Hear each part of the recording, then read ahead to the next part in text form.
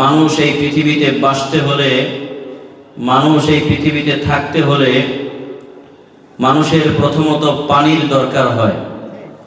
পানি ছাড়া মানুষ বেঁচে থাকতে পারে না। এজন্য বলা হয় ওয়াটার ইজ লাইফ, অথবা water is the source of life, তথা পানির অপর নাম জীবন।